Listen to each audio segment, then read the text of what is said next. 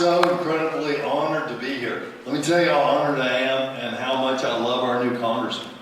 Right now, my mama Joanne is taking my daughter Madeline to meet her namesake Madeline Allred for the first time ever. Wow. And the only person that actually has ever met Madeline Allred before and knows her very well that's going to be able to make it because my wife had sinus surgery and can't go is me. But I've got them going so I can be here with you today. And that's because I want to make sure, now you look like a pretty good crowd. You never know what you're going to get at these town halls if you're going to get a bunch of people on either side of the room screaming at each other with signs. Doesn't look like we've got that sort of a crowd today. We've got people in the audience, I'm confident, who disagree with the congressman, and we've got people in the audience who agree with positions of the congressman. But the great thing about these town halls, it's an opportunity for you to get to interact with your elected official, to give your questions to us. We're going to answer as many of those questions as we can. You're also going to get to see some other great local leaders and hear from them briefly. We've got Adam Magoo here with us, your city council person for this area. And I think he's here. Where are you? Maybe? He is here somewhere. All right, Adam Magoo. And we've got give it up for Adam. We'll give it up for him again. But yeah, he's a great city council person. And you're going to hear from our new state rep for this area, Ana Maria Ramos, who's here.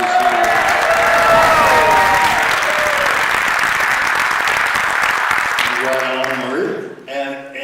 But before that, it's my great honor to represent my friend, the former student body president of Hillcrest High School, big man on campus at Baylor, all-star standout NFL linebacker for the Tennessee Titans, civil rights lawyer, Obama administration employee in the housing and urban development, all around great guy, and your congressman, Colin Allred.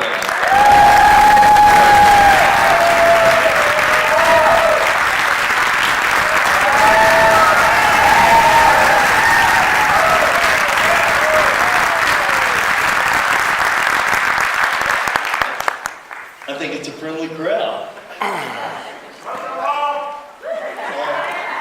All right, and to get us started, we have got a Boy Scout. Is it 1001 guys? Did I get that right? I got that right. Boy Scout Troop 1001. And if you will all stand for the colors, please.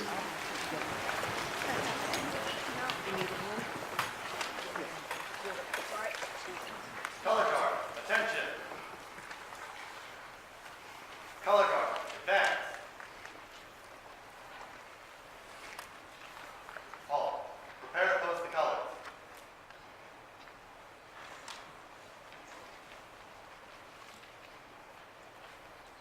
Post the colors.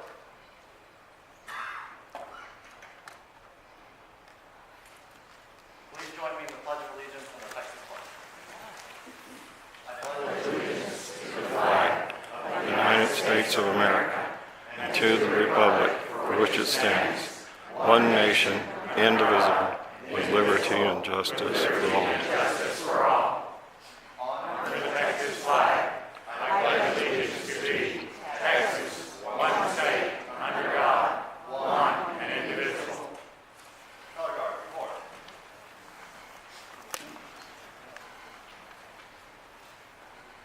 Color guard, return to post.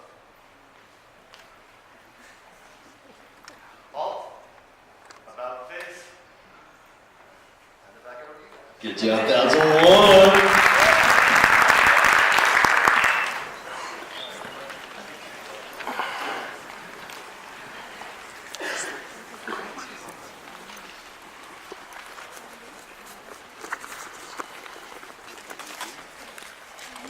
Couple of housekeeping things in case you don't. And I didn't mention this before. I don't think I did. You should have some little question cards. Did everyone get the cards? Okay. if you didn't get the cards, we have them in the hall or something. Where do we have the cards? Okay, they're in the hallway, and if someone is unable to get into the hallway for whatever reason, raise your hand. We'll make sure to get you a card. If you put your questions on the card, they're gonna fill those out, they're gonna put them, there's already some in the box here for me, and we'll mix them up, and I'll try to find some good hard ones for Colin, okay? All right, so I've already recognized 2 of our elected officials. Also, I believe my friend Tanya Parker is here. Is Judge Tanya Parker here? I can't see anything, the lights are in my eyes. But if you're here, Tanya, we love you and thank you for coming. Is there anyone here from the Dallas County Community College District? Anybody? Okay, can't see you, but well, good. And hey, Colin and I were talking about this backstage. We want to thank you for having this and for all that you do in our community. It's incredible the work you're doing with early college campuses, with the Dallas County Promise, and now with the Parent Promise. Have y'all heard, by the way, about the Parent Promise? So check this out. This is pretty cool. So Dallas County Promise is where every child who graduates from a Dallas County high school, whether it be DSD or Garland or whatever, that child can go to college debt-free at Dallas County Community College for the first 2 years, and then go to UNT for the second 2 years debt-free and get a college degree.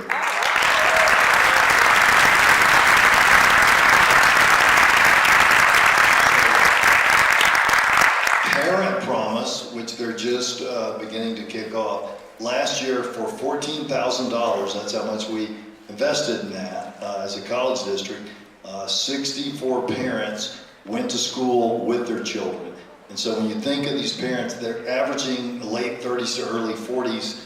They're getting the skills to make a much better wage for another 25, 30 years of working. That's an incredible thing being led by Dallas County Community College District.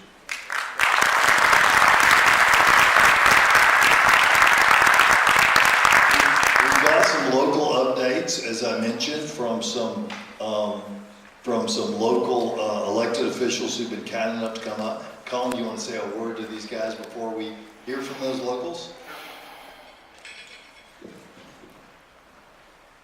Well, thank you all so much for spending your Sunday afternoon here, engaging your democracy. I think this is so impressive to see you here, and I'm really thankful that you've taken the time out. Whether you've come here and you have questions that you want to have answered, or you come here and you want to express that you disagree with something that I've been doing, my commitment to you when I was seeking this office was that I was going to be accountable to you and explain to you why I've been doing what I've been doing and how I plan to continue doing whatever that is going forward. I hope you've seen that we've hit the ground running. Despite the government shutdown, I think have gotten some important things done. Beginning on the very first day when I was sworn in, when we introduced the resolution to defend the ACA and its protections for people with pre-existing conditions.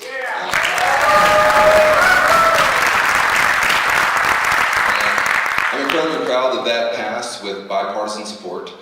We worked very hard to reopen the government over the course of the shutdown. It was engaging in a lot of bipartisan meetings, trying to find common ground. And what I ended up introducing with about 21 other fellow freshman legislators, where I was one of the leaders of it and co-sponsors of it, original co-sponsors, was the Shutdown to End All Shutdowns Act. And it's a very simple bill. Basically, it says that when there's a lapse in funding, which means you are now run out of funding, that a 30-day continuing resolution kicks in that will fund the government for 30 days at the previous levels. Then, after that, the pain really kicks in for the decision makers instead of for the people who are working and who should be getting paid for the work that they're doing. So it means no pay for members of Congress. It means no pay for executive branch officials in senior positions. It means no golfing for executive branch officials. And it called for daily quorum calls, meaning that every single day Congress would have to be in session, at least meeting, at least trying to reach a resolution.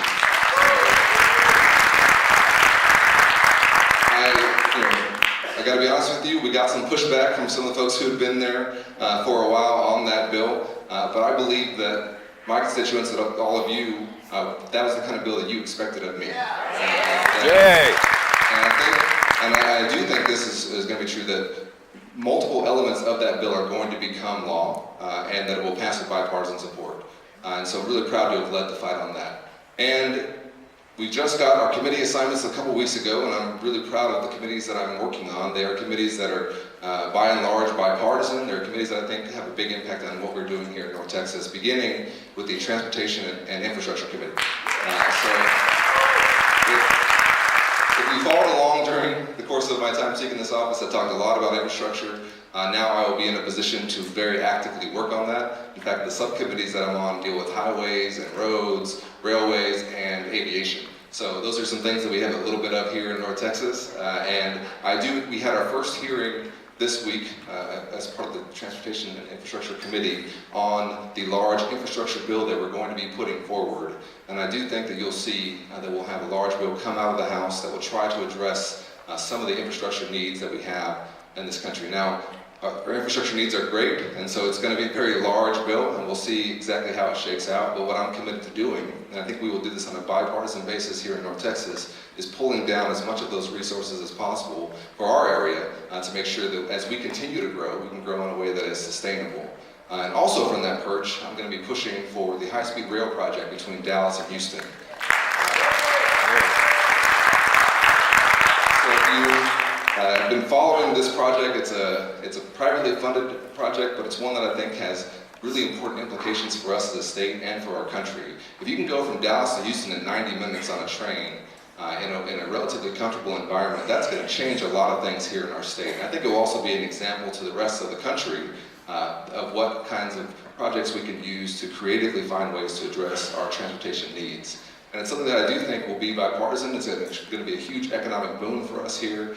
And again, I think that if we can get that project going, it's going to be in our interests. So that's some of the work that I've been doing. That's some of the. I'm also, I should say, on the Veterans Affairs Committee. Here in North Texas, we have one of the largest VA facilities in the country. We have a large percentage of veterans in my district, and of course just here in North Texas generally. And it's a passion of mine to make sure that we take care of our veterans and that they are treated with the respect that they deserve. We too often are able to fund the next weapon system or the next conflict, but don't take care of the men and women who are defending us, and I'm committed to make sure we do that.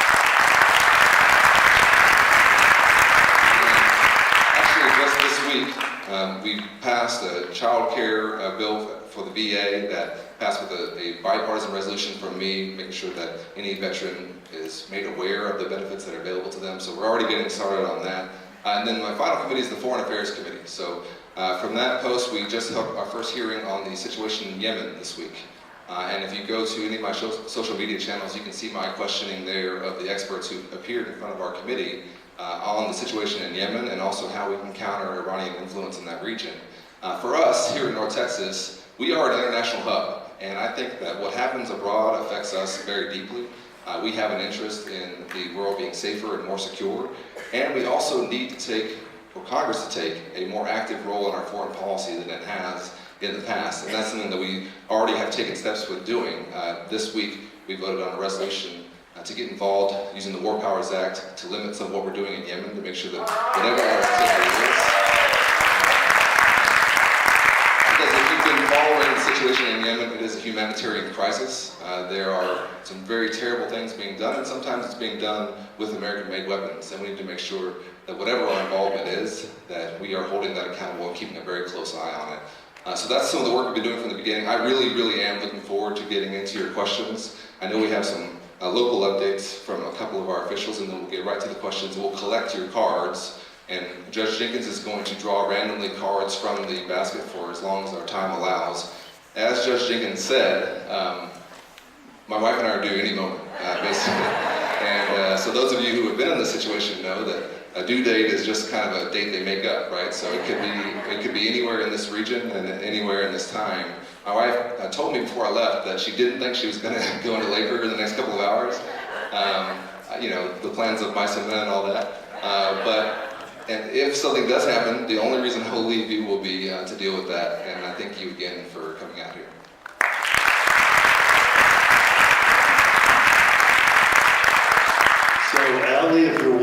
this online, just concentrate on not having a baby for like another hour and 15 minutes, okay?